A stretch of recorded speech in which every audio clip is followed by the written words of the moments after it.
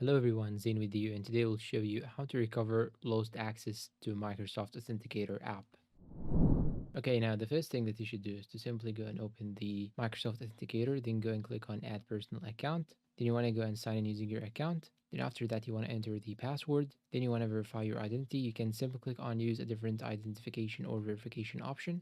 Then you can click on Show More verification methods. Then you can go and choose the phone number from below right here, or you can click on I don't have any of these. After that, you want to enter the last four digits of your phone number, then they will give you a code. Just click on get code and they will give you the OTP code. You just have to enter it and you're all done. Now, if this method didn't work with you, you should go back to the Microsoft Authenticator homepage. Then you want to open your settings of your iPhone. Once you open the settings, you should click on your profile picture on the top middle side. Then you want to go and click on iCloud. Then after you go and click on iCloud, you want to go and click on See All.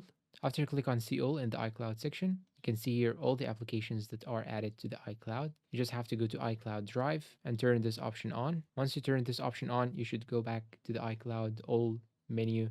Then you should scroll down till you find your Authenticator and make sure that you have it toggled on. Now, if these two methods didn't work, what you should do right now is simply open your browser, then search for Microsoft Recovery Form, choose the first option. Then you want to scroll down to the bottom till you find your account recovery form. Then you want to fill in the form and you're all done. You just have to enter the email, phone, or Skype name and the contact email address. And this contact email address should be something else rather than the email that you want to recover, of course, because they want to contact you in order to give you the information about your recovery of the old account. So try to put something that actually you are using and you can take some notifications on it easily.